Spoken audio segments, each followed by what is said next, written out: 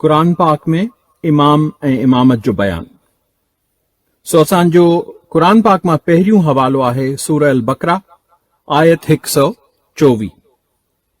फरमान आहे व इज़ तला इब्राहिम रब्बहू बिकलमातिन फअतुमहुन काला इन्नी जाइलुका लिन्नासे इमामा।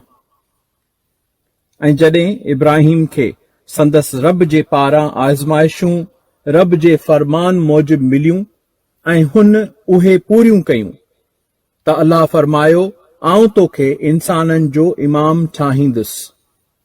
सूरह बकरा आयत 124।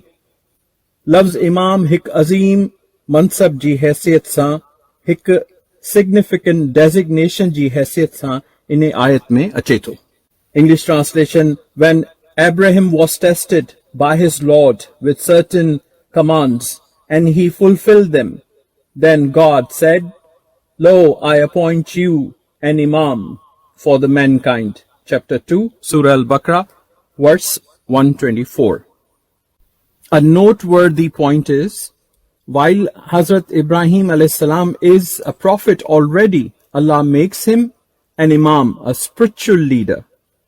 हज़रत इब्राहिम अलैहिस्सलाम अल्लाह जो नबी आहे अॻु में ई, पोइ अल्लाह साईं खेसि इंसाननि जो इमाम बणाए थो। ॿियो हवालो क़ुरान पाक मां सूरह अल अंबिया आयत 73, जंहिंमें ॿीहर इमाम ऐं इमामत जो चिट्टो साफ़ खुलियल लफ़्ज़नि में बयान अचे थो। क़ुरान पाक जी 21 सूरह अंबिया आयत 71, 72 ऐं 73। आयत 71 में फरमान थे थो, रब्बुल इज़्ज़त फरमाए थो, ऐं असां हुन खे यानी इब्राहिम खे ऐं लूत खे उहा ज़मीन ॾिनी जेका असां तमाम आलमीन में बाबरकत कई हुई। आयत 72 में फरमान थे थो, ऐं असां इब्राहिम खे इसहाक ॾिनो ऐं याकूब ॾिनो ऐं उहे सभई साले बणायासीं। आयत 73 में फरमान थे थो, वजअलनाहुम आइम्मा, आइम्मा सां मुराद आहे इमाम जो जमा। वजअलनाहुम आइम्मा यहदूना बिअमरिना व औहैना इलैहिम फलल खैराते व अकामस सलाते व ईता ज़काते व कानू लना आबदीन। ऐं असां उन्हनि खे आइम्मा, इमाम जी जमा, ऐं असां उन्हनि खे इमाम बणायो असां जी हिदायत सां, ऐं असां उन्हनि ॾे वही कई त हू ख़ैर जा अमल कनि, निमाज़ क़ाइम कनि ऐं ज़कात ॾियनि, ऐं हू असां जा इबादत गुज़ार बाना हुआ। सो अल्लाह कुल शैइन क़दीर हज़रत इब्राहिम अलैहिस्सलाम खे नबूअत ॾिनी ऐं इमामत बि ॾिनी। न सिर्फ़ खेसि नबूअत ऐं इमामत ॾिनी, बल्कि हज़रत इब्राहिम अलैहिस्सलाम जे ॿिन्ही पुटनि खे बि, यानी हज़रत इसहाक अलैहिस्सलाम ऐं हज़रत इस्माइल अलैहिस्सलाम, ॿिन्हिनि खे नबूअत बि ॾिनी ऐं इमामत बि ॾिनी। ऐं हज़रत इब्राहिम अलैहिस्सलाम जे नस्ल में हज़रत याकूब खे बि नबूअत ॾिनी ऐं इमामत बि ॾिनी। पोइ जॾहिं हुज़ूर पाक मोहम्मद सल्लल्लाहु अलैहि वसल्लम, जेको तमाम अंबिया जो सरदार आहे, उन मालिक उन रहमतुल आलमीन पाक जे वजूद पाक नूर पाक में जॾहिं इमामत जो इज़हार थिए थो त पाण खे मुस्लिम सॾाईंदड़ कहिड़े जवाज़ मूजिब एतराज़ करे थो। असांजी सिंध सुहारी पाकिस्तान सूफ़िन जी धरती, औलियान जी धरती, उन ते मुल्लों असांजे सादे अवाम खे ॻोठनि में ॿहिराड़ियुनि में उते वञी रसूल अल्लाह सल्लल्लाहु अलैहि वसल्लम ऐं संदन अहल बैत अलैहिम सलाम जे ख़िलाफ़ छा चवंदो रहे थो, कहिड़ी तबलीग कंदो रहे थो। घिटी में, मस्जिदुनि में, माण्हुनि जे दरनि ते वञी ग़रीबनि अबोजनि खे रस्ते में रोके उन्हनि खे इस्लाम जी जेका तबलीग करे पियो, इहो इस्लाम आंदो किथां अथसि। टियों हवालो क़ुरान पाक मां सूरह अल सजदा, क़ुरान पाक जी 32 सूरह आयत नंबर 24। अल्लाह साईं फरमाए थो, बिस्मिल्लाहिर रहमानिर रहीम, वजअलना मिनहुम आइम्मा युहदूना बिअमरिना लमा सबरू व कानू बिआयतैना युकिनून। ऐं असां उन्हनि मंझां आइम्मा वरी बि लफ़्ज़ इमाम आइमा इमाम जो जमा ऐं असां उन्हनि मंझां इमाम बणाया जेके असांजे अमर सां हिदायत कंदा हुआ जीअं त हू साबरीन हुआ ऐं असांजे निशानियुनि में यकीन रखंदा हुआ। सूरह अल सजदा 32 सूरह क़ुर पाक जी आयत 24।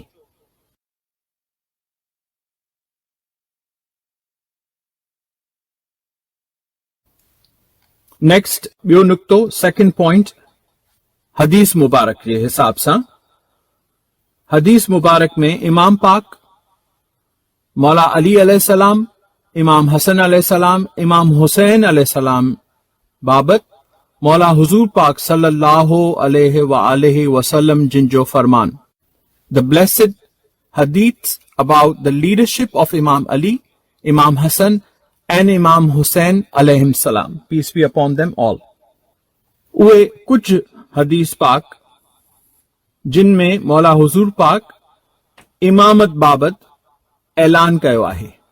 कुरान पाक में सूरह यासीन, सुभान अल्लाह, सूरह यासीन ऐं आयत 12 बिस्मिल्लाहिर रहमान रहीम व कुल्ल शैइन अहसनाहु फी इमामुन मुबीन, असां हर शइ जे इल्म खे इमाम मुबीन में जमा करे छॾियो आहे। सूरह यासीन आयत 12।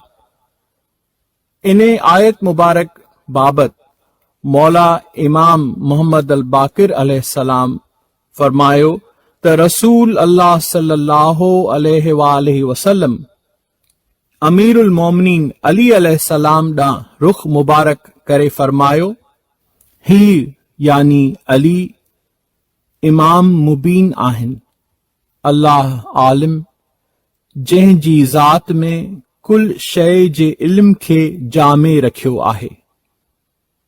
किताब तफ़सीर बुरहान, अल बुरहान फी तफ़सील अल कुरान बाय सैयद हाशिम अल बहरेनी। हदीस पाक में वरी फरमान आहे, मन माता बगैर इमाम माता मयता जाहिलिया, जेको इमाम वठण खां सवाइ मुओ उहो जहालत जी मौत मुओ। किताब मसनद अहमद इब्ने हम्बल रहमतुल्लाह अलैह जो। मौला हुजूर पाक Muhammad holy prophet sallallahu alaihi wasallam said, he who dies without having an imam dies the death of ignorance।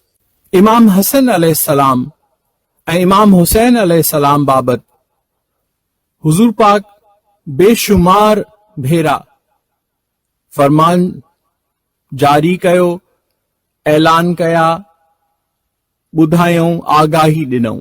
उन्हनि मां हिकिड़ो जेको हिते हदीस में साम्हूं पंहिंजे आहे उहो आहे, रहमतुल्लाह आलमीन पाक मोहम्मद सल्लल्लाहु अलैहि वसल्लम फरमायो, अल हसन वल हुसैन अबनाई इमामा कामन ओ कादा, हसन ऐं हुसैन मुंहिंजा फर्ज़ंद इमाम आहिनि, तोड़े हू वेहन या बीहन।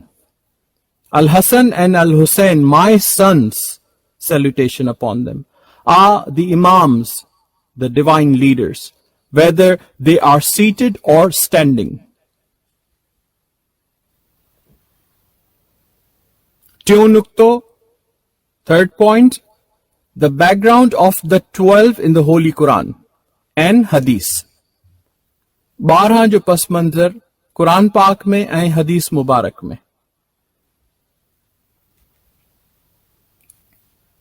छो त अक्सर करे सवाल थींदो आहे त 12 इमाम छो, 12 कीअं, 12 किथे, कुरान पाक में ॾेखारो। कुरान पाक में सूरा 5 आयत 12 बिस्मिल्लाहिर रहमान रहीम वलक़द अख़ज़ अल्लाह मीसाक बनी इसराइल व बसना मिनहुम असना अशरा नकीबा, ऐं यकीनन अल्लाह अहद वरतो बनी इसराइल खां ऐं असां चूंडिया उन्हनि मंझां 12 नकीब। सूरह अल माइदा कुरान पाक जी 5 सूरह आयत 12। सुभान अल्लाह मालिक जो शान, सूरह 5 आयत 12, उन में ई 12 जो जिक्र। English translation: Surely Allah aforetime took a covenant from the children of Israel, and we appointed 12 leaders among them. Holy Quran, Al-Ma'idah, chapter 5, verse 12. ऐं गौर कयो, वबसना मिनहुम अथना अशरा. नकीबा जो मतलब आहे, नकीब चंदा आहिनि लीडर खे, इमाम खे, रहबर खे. सो हज़रत मूसा अलैहिस्सलाम जे पैगाम खे अॻियां वधाइण जे लाइ, जीअं हज़रत हारून अलैहिस्सलाम हज़रत मूसा जो भाउ आहे, उनखे अलाह साईं नबूवत ॾिनी, इमामत ॾिनी. उन्हनि खां अलावा बि 11 ॿिया नकीब चूंडिया. सो फरमान आहे त असां चूंडिया उन्हनि मंझां 12 नकीब. We appointed 12 leaders among them. So हज़रत मूसा अलैहिस्सलाम खे बि 12 नकीब मिलिया. हदीस मुबारक में आहे, हज़रत अहमद इब्न हंबल रहमतुल्लाह अलैह पंहिंजी किताब मसनद में सहाबी रसूल अल्लाह सल्लल्लाहु अलैहि वसल्लम हज़रत अब्दुल्लाह बिन मसूद अलैहिस्सलाम खां रिवायत करे थो त रसूल अल्लाह सल्लल्लाहु अलैहि वसल्लम फरमायो, मूंखां पोइ 12 ख़लीफ़ा थींदा जीअं बनी इसराइल जा 12 नुकबा थिया. 12 जे हवाले सां क़ुरान पाक मां ॿियो हवालो. क़ुरान पाक जी सूरह अल बकरा 2 सूरह आयत 60. उनमें फरमान थियो, ऐं जॾहिं मूसा पाणीअ लाइ दुआ कई पंहिंजी क़ौम जे लाइ, तॾहिं असां चयो, धक हण पंहिंजी असा लठ सां पत्थर ते, ऐं पोइ उतां पाणीअ जा 12 चश्मा फुटिया. पोइ उन्हनि सभिनी इंसाननि खे पंहिंजे पीअण जी जाइ जी ख़बर पई. क़ुरान पाक सूरह अल बकरा आयत 60. English translation: And when Moses prayed for water for his thirsty people, we said, strike the rock with your staff. Then from there surged forth 12 springs, so that each group knew its own place to drink. Quran chapter 2 verse 60. इहो साॻो बयान सूरह अल अराफ क़ुरान पाक जी 7 सूरह उन जी आयत 160 में ॿीहर अचे थो.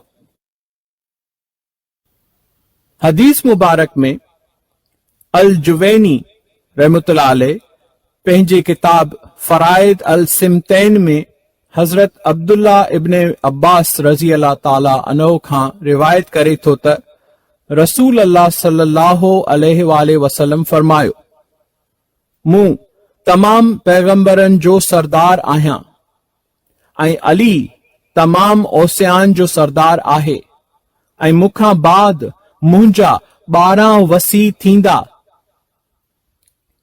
जिन मंझां पहिरियों अली आहे ऐं आख़िरी अल महदी थींदो. किताब फराइद अल सिमतैन, अल जुवैनी रहमतुल्लाह अलैह जो.